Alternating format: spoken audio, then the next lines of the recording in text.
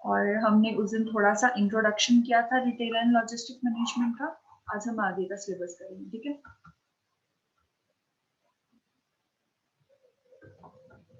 Screen visible है सबको? Ma'am okay, आज जो हम लोग पढ़ने वाले हैं हमारे यूनिट 1 का हम लोग डेफिनेशन स्कोप कर चुके थे। हमने आज करना है economic significance, opportunities in retailing और वेरियस फॉर्मेट्स, ठीक है। ये 3 टॉपिक हम आज कवर करने वाले हैं। ओके, सबसे पहले हमारा टॉपिक है सोशल एंड इकोनॉमिक सिग्निफिकेंस और ऑफ रिटेलिंग। सोशल क्या होता है? Who will tell सोशल क्या होता है? What is social? मैम जो सोसाइटी से रिलेटेड हो। ट्रू, जो सोसाइटी से रिलेटेड हो। हम लोग देखने वाले हैं कि रिटेलिंग और सोसाइटी का क्या आपस में रिलेशन है, क्या सिग्निफिकेंस है इनका, ठीक है। तो सबसे पहला टॉपिक पढ़ेंगे सोशल सिग्निफिकेंस। रिटेलर जो है वो हमारा कस्टमर और मार्केटर दोनों के बीच में एक लिंक की तरह काम करता है, ठीक है। जो मैन्युफैक्चरर है और जो अल्टीमेट हमारा कस्टमर है, उन दोनों के बीच में जो एक लिंकेज बनता है वो रिटेलर, ठीक है। तो सोशल सिग्निफिकेंस हमारी सोसाइटी के लिए रिस्पॉन्सिबिलिटी बनती है हमारे रिटेलर की कि वो वही चीजें अपने आसपास की सोसाइटी को देखकर ही अपने पास वो चीजें रखे जो उनके आसपास की सोसाइटी को सूट करती हैं, ठीक है। कोई भी ऐसी चीज रिटेलिंग में नहीं रखी जाए जो सोसाइटी को अच्छी नहीं लगी, ठीक है। ओके, आपके आसपास ऐसी कौन सा प्रोडक्ट होगा जो आप नहीं पसंद करोगे, ठीक है। हमारे आसपास की सोसाइटी पसंद नहीं करेगी, ऐसे कौन से प्रोडक्ट्स हैं? कौन बताएगा? उन प्लास्टिक प्लास्टिक बच्चे, वो तो प्रोडक्ट्स के अंदर प्लास्टिक तो यूज होती है, ज्यादा प्लास्टिक हाँ ऑब्वियसली नहीं, बट सोसाइटी के हिसाब से ऐसा कौन सा प्रोडक्ट है जो हमारे आसपास नहीं सेल होना चाहिए? कोई ऐसा प्रोडक्ट जो हमारी सोसाइटी बिल्कुल पसंद नहीं करेगी। प्लास्टिक तो चलो यूज होता ही है हर प्रोडक्ट के अंदर। Ma'am drug alcohol. बिल्कुल, ड्रग्स, अल्कोहल और इस तरीके की चीजें जो हमारी सोसाइटी को, हमारे कल्चर को इफेक्ट करती हैं। तो in present business scenario social responsibility बहुत ज्यादा इंपॉर्टेंट हो गई आज के टाइम में। सोशल रिस्पॉन्सिबिलिटी होती है कि एक बिजनेस का सोसाइटी की साइड क्या कॉन्ट्रीब्यूशन है, ठीक है। अब आज के टाइम पे सोशल रिस्पॉन्सिबिलिटी एक बड़ा कंसेप्ट बन चुका है, ठीक है। बिजनेस जो है जितना प्रॉफिट कमाते हैं वो लोग क्या करते हैं, अच्छा आपने सुना होगा, कोई ऐसी कंपनी का नाम बताइए जो अपने प्रॉफिट का कुछ हिस्सा सोसाइटी के लिए कंट्रीब्यूट कर रही है। मतलब वो अपने प्रॉफिट का कुछ परसेंट हिस्सा सोसाइटी के वेलफेयर के लिए दे रहे हैं।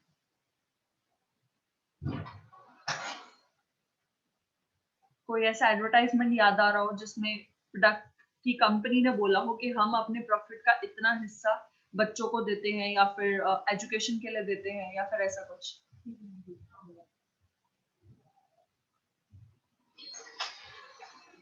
याद है किसी ने कोई एडवर्टाइजमेंट देखा हो?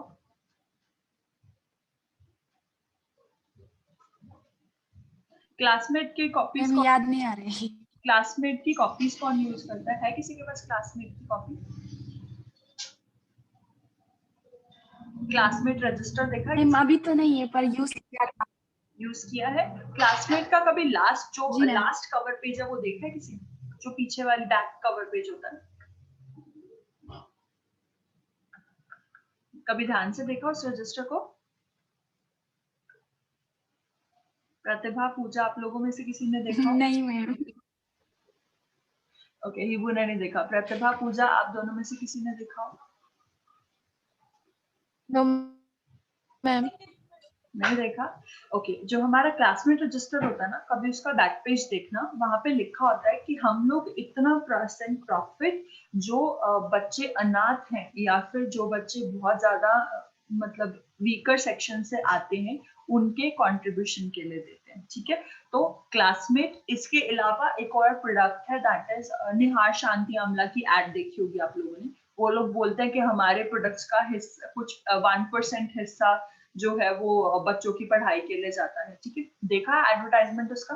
कभी ध्यान से देखना, ठीक है। तो उसके अंदर कुछ ऐसी कंपनीज हैं जो अपने प्रॉफिट का देखा है, तो वो ऐसी बहुत सारी कंपनीज हैं जो अपने प्रॉफिट का कुछ हिस्सा सोसाइटी के लिए कंट्रीब्यूट करती हैं।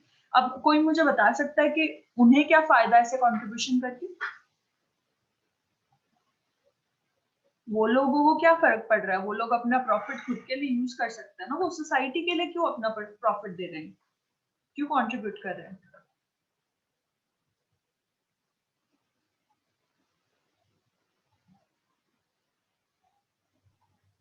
कुछ आइडिया? सोसाइटी को आगे बढ़ाने के लिए। सोसाइटी को आगे बढ़ाने के लिए। और बच्चे, बिजनेसमैन तो सेल्फिश होता है, ये बात तो माननी पड़ेगी सब। जो बिजनेसमैन होता है वो कभी भी सोसाइटी के बारे में सोच ही नहीं सकता, इसमें उसका कुछ ना कुछ फायदा तो होगा। हमें तब वो लोग ज्यादा लोग को अट्रैक्ट कर सकेगा। ठीक है, ज्यादा लोग को अट्रैक्ट कर पाएंगे। एक और पॉइंट है, ये तो हो गया उनका सोशल सपोर्ट, ठीक है, कि सोसाइटी को अगर कंट्रीब्यूट करेंगे तो सोसाइटी उन्हें अप्रिशिएट करेगी और उनके प्रोडक्ट की साइड अट्रैक्ट होगी। एक और फाइनेंशियली भी कुछ उन्हें प्रॉफिट होता है, पैसे देकर उन्हें फाइनेंशियली भी प्रॉफिट होता है। देखो, इसके ना दो बहुत इंपॉर्टेंट फैक्टर्स हैं। अगर कोई बिजनेस जो है इस तरीके से सोसाइटी को कंट्रीब्यूट कर रहा है, तो पहला पॉइंट तो जो हीबू ने बोला कि लोग ज्यादा से ज्यादा उन प्रोडक्ट्स को परचेज करेंगे, बिल्कुल सही है। एक दूसरा बेनिफिट ऐसी कंपनीज को मिलता है, गवर्नमेंट टैक्सेशन में रिलैक्सेशन देती है। गवर्नमेंट जो टैक्सेस लगाती है कंपनी के ऊपर, अगर उस कंपनी ने अपने प्रॉफिट का कुछ हिस्सा उस सोसाइटी के ऊपर लगाया या किसी सोशल वेलफेयर में, चैरिटेबल ट्रस्ट में लगाया, तो उससे गवर्नमेंट उन्हें टैक्स में रिलैक्सेशन देती है, ठीक है। उन्हें ये बेनिफिट मिलता है कि उन्हें कुछ परसेंट ऑफ प्रॉफिट, कुछ परसेंट ऑफ टैक्स का रिलैक्सेशन मिल जाता है, ठीक है। तो ये चीज हमेशा याद रखना, कोई भी बिजनेसमैन बिना फायदे के कभी कंट्रीब्यूट नहीं करता। अगर वो कंट्रीब्यूट कर रहा है तो उसमें उसका कुछ ना कुछ हिडन एजेंडा होता है। तो सोसाइटी में कंट्रीब्यूट करने का हिडन एजेंडा इज कि उन्हें टैक्स रिलैक्सेशन मिलता है, ठीक है। इनकम टैक्स पता है ना सब लोगों को? इनकम टैक्स के बारे में आइडिया है ना? जी मैम। तो वही टैक्स रिलैक्सेशन कंपनीज को मिलता है अगर वो सोसाइटी में कंट्रीब्यूट करते हैं। चलो, ये तो था सोशल सिग्निफिकेंस। अब इकोनॉमिक सिग्निफिकेंस की बात करते हैं कि इकोनॉमिक सिग्निफिकेंस क्या होता है। जो रिटेलर है, retailer plays the role of sales specialist, ठीक है, and also as a agent of purchase for the customer. अब जो रिटेलर है वो एक सेल्स स्पेशलिस्ट है, वो सामान बेचता है, ठीक है, और एक एजेंट भी है, किसके लिए? कस्टमर के लिए एजेंट का काम करता है। किसकी साइड से? कंपनी की साइड से। वो कंपनी के प्रोडक्ट को कस्टमर के सामने प्रमोट करता है। आप कभी भी अगर किसी शॉपकीपर के पास जाते हो,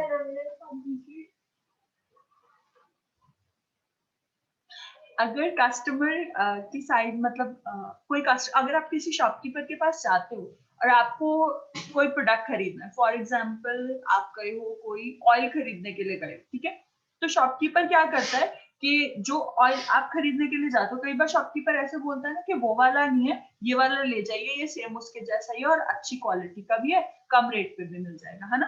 कई बार करते हैं शॉपकीपर ऐसे, होता है जी कई बार। मैम।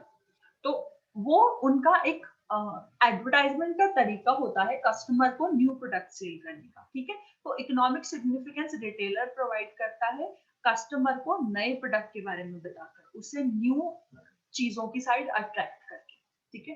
सिग्निफिकेंस क्लियर है? जी ma'am. Yes ma'am.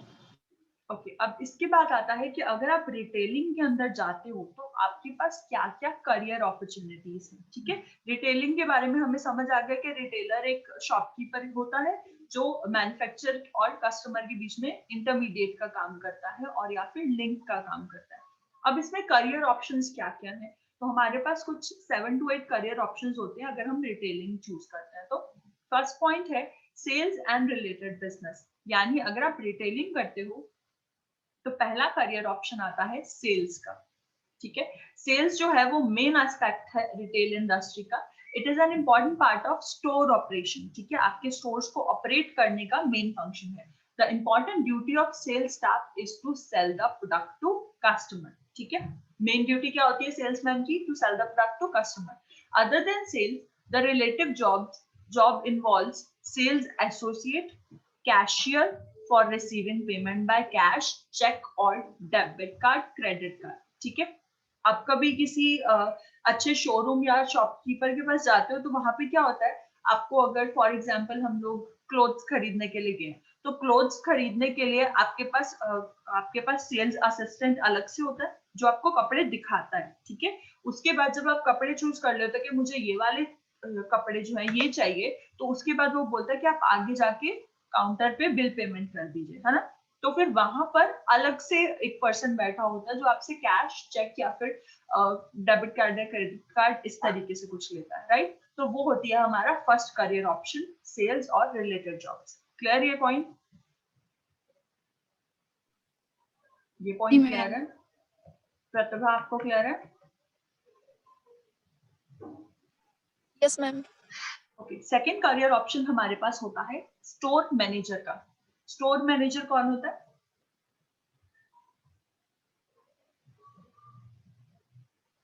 Who is store manager? प्रतिभा बताइए, स्टोर मैनेजर कौन होता है?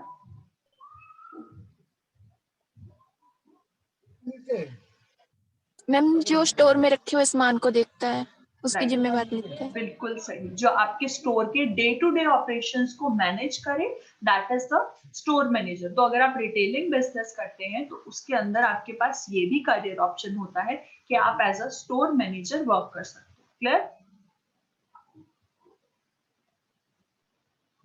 Third is visual merchandiser. Visual merchandiser कौन होता है? Is the activity of promoting the sales of goods. आप लोगों के सामने क्या करते हैं, कई बार आपने देखा होगा जब आप किसी शोरूम के पास से जा रहे होते हैं तो वहां पे डमीज होते हैं और डमीज के ऊपर वो कपड़े वगैरह डाले होते हैं, है ना. देखिए सब लोगों ने.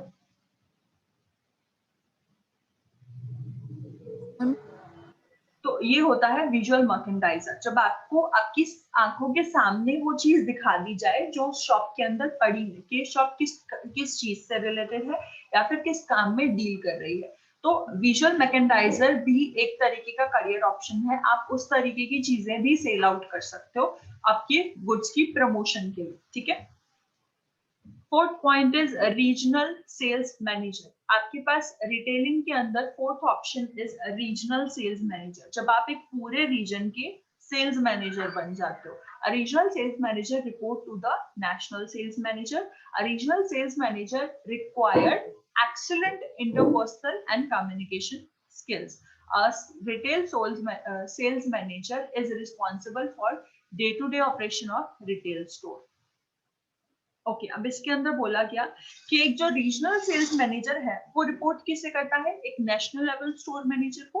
और उसके अलावा वो क्या काम करता है? उसकी कम्युनिकेशन स्किल्स बहुत ज्यादा अच्छी होनी चाहिए. क्यों अच्छी होनी चाहिए? अब मुझे एक चीज बताइए, एक पर्सन है जो कि केरला के किसी एक पर्टिकुलर रीजन का सेल्स मैनेजर है. ठीक है. केरला के किसी पर्टिकुलर एरिया का सेल्स मैनेजर है और उसे सिर्फ पंजाबी में बात करना आता है. तो क्या वो वहां पर अच्छे से काम कर पाएगा? No ma'am. बिल्कुल नहीं. क्योंकि उसकी उसकी कम्युनिकेशन स्किल्स है वो अच्छी होंगी नहीं. चाहे वो अपनी कम्युनिकेशन स्किल्स में बहुत अच्छा है बट उसकी लैंग्वेज बैरियर है. क्योंकि वो पंजाबी में बहुत अच्छा है बट वो केरल की वहां की लैंग्वेज नहीं बोल सकता, तो इसलिए उसे वहां का सेल्स मैनेजर होने का बहुत बड़ा नुकसान है. अब रीजनल सेल्स मैनेजर की बात हो रही है तो उसके कम्युनिकेशन स्किल्स बहुत अच्छे होने चाहिए. अब जिस रीजन का वो सेल्स मैनेजर होगा उसे उस रीजन का प्रॉपर आइडिया होना चाहिए. लोकल लैंग्वेज से वो फैमिलियर होना चाहिए. वहां के कल्चर से वो फैमिलियर होना चाहिए. ठीक है. तो ये भी एक बहुत अच्छा करियर ऑप्शन है. उसके बाद बात करते हैं, हमारा फिफ्थ पॉइंट आता है finance and accounting. Finance and accounting भी एक तरीके का करियर ऑप्शन है रिटेलिंग के अंदर. अगर आप रिटेलिंग बिजनेस कर रहे हैं और आपका एक खुद का शोरूम है तो आप एज अ ओनर सिर्फ वहां पे फाइनेंस और अकाउंटिंग का काम भी संभाल सकते हो. बाकी कामों के लिए आप दूसरों को रख सकते हो और फाइनेंस और अकाउंटिंग का सारा काम आप खुद हैंडल कर सकते हो. ये भी बहुत अच्छा करियर ऑप्शन होता है फाइनेंस मैनेजर होना एक पर्टिकुलर एरिया के अंदर, ठीक है। Retail store requires well run financial department, अच्छा फाइनेंशियल डिपार्टमेंट होना चाहिए रिटेल स्टोर के अंदर।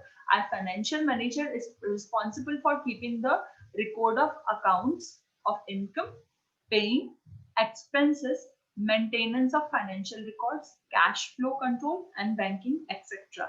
अब जो भी आपका फाइनेंस मैनेजर बन रहा है उसके पास क्या क्या क्वालिटीज होनी चाहिए, उसके पास प्रॉपर उसे रिकॉर्ड्स रखने आने चाहिए अपनी इनकम के, उसके जितने एक्सपेंसेस हो रहे हैं, जितना खर्चा हो रहा है उस चीज के, फाइनेंशियल रिकॉर्ड्स रखने के, कितने का सामान हम लेकर आए, कितने का सामान हमने सेल आउट कर दिया। उसके अलावा कैश फ्लो कंट्रोल के कितना पैसा किस जगह से कहाँ पे ट्रांसफर हो रहा है, और बैंकिंग कि हम लोगों ने बैंक से कितना लोन ले रखा है या फिर हमने कितना रिटर्न, इंटरेस्ट, जो भी चीजें हैं वो सब चीजें एक फाइनेंस मैनेजर ही हैंडल करता है। और ये एक बहुत अच्छा करियर ऑप्शन होता है अगर आप इस करियर ऑप्शन को चूज करते हो तो।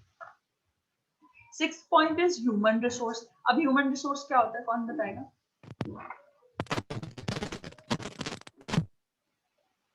What is human resource?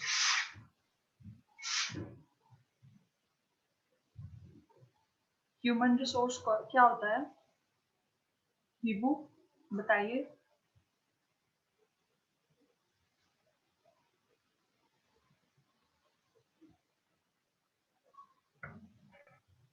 बताइए मैम, ह्यूमन रिसोर्स में जो ऑर्गेनाइजेशन या फिर इंसान लोग से डील करते हैं।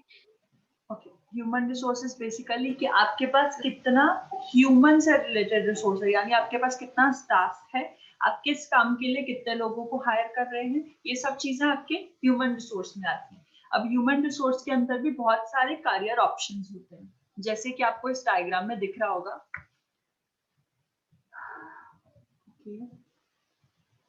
इस डायग्राम के अंदर आपको सारे करियर ऑप्शंस दिख रहे होंगे। एचआर कंसल्टेंसी, आप एचआर कंसल्टेंट लग सकते हो। आप बता सकते हो कि ये जो हम ह्यूमन रिसोर्स अपॉइंट कर रहे हैं ये अच्छा है या नहीं उस पोजीशन के लिए। उसके अलावा एम्प्लॉय अट्रैक्शन प्रोग्राम, कि आप न्यू एम्प्लॉयज को अट्रैक्ट करना चाहते हो तो वो प्रोग्राम चलाने के लिए एक पर्टिकुलर पर्सन होता है। परफॉर्मेंस रेटिंग होती है इसके अंदर कि आपके पास जो स्टाफ है, जो ह्यूमन रिसोर्स है, वो कितनी अच्छी परफॉर्मेंस दे रहा है या फिर काम अच्छे से कर रहा है या नहीं कर रहा है, ठीक है। कंपनसेशन प्लान डिजाइन, कंपनसेशन क्या होता है Pooja? What is compensation?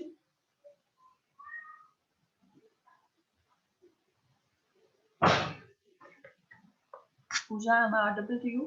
What is compensation?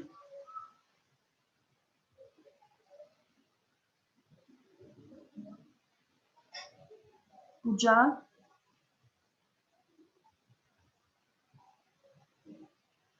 और किसी को पता है कंपनसेशन के बारे में? और कोई एक्सप्लेन करना चाहे व्हाट इज कंपनसेशन? जैसे कोई प्रोडक्ट है उसको बनाने के लिए जो मतलब रॉ मटेरियल वगैरह। नहीं नहीं नहीं नहीं, वो अलग चीज होती है बच्चे। कंपनसेशन इज जब आपने जो काम किया है, फॉर एग्जाम्पल आप एक एम्प्लॉय हो, ठीक है, आप एज अ मैनेजर काम कर रहे हो और आपने इस मंथ बहुत ज्यादा अच्छा काम किया है, आपकी वजह से कंपनी को बहुत फायदा हुआ है, तो आपके किए हुए अच्छे काम के लिए जो आपको फाइनेंशियली या फिर नॉन फाइनेंशियली जो आपको अप्रिसिएशन मिलेगा वो होती है हमारी कंपनसेशन। ये किस तरीके से डिजाइन की जाती है, इसमें हम लोग डिसाइड करते हैं। For example,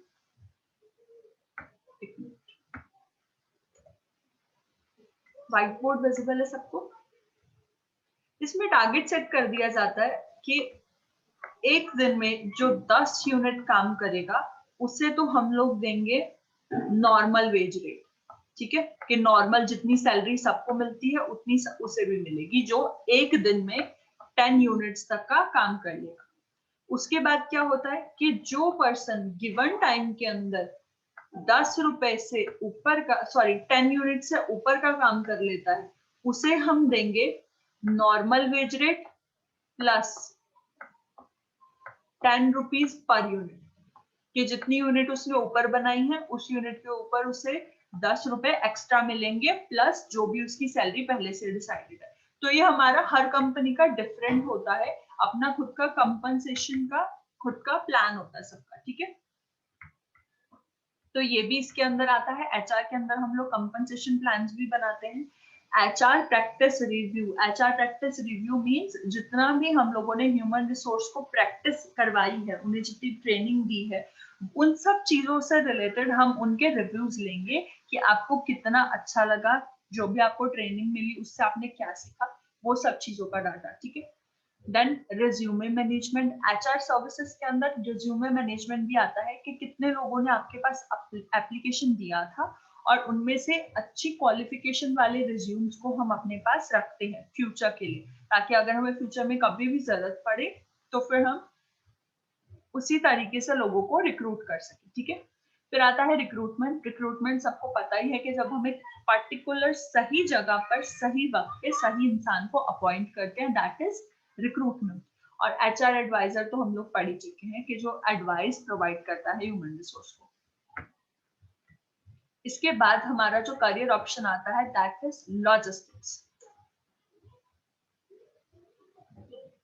Logistics process consists of the process of integrating of several aspects such as material handling, warehousing, information, transportation, packaging and inventory. Logistics basically जब आप बहुत सारी चीजों को इकट्ठे हैंडल कर रहे हो एक ही जगह पर, चाहे आप रॉ मटेरियल को हैंडल कर रहे हो, चाहे आप जितना आपके पास डाटा पड़ा है उसे हैंडल कर रहे हो, चाहे आप पैकेजिंग कर रहे हो, चाहे ट्रांसपोर्टेशन कर रहे हो, ये सब चीजें इंटीग्रेटेड इकट्ठी होकर लॉजिस्टिक्स के अंदर आती है। ठीक है। ये भी एक अच्छा करियर ऑप्शन है और ये आपको नॉर्मली हर एक जगह पर मिल जाता है। लास्ट करियर ऑप्शन तो हमारे पास होता है रिटेलिंग के अंदर अच्छे करियर ऑप्शंस में से, दैट इज मार्केटिंग। मार्केटिंग के बारे में कौन कौन जानता है?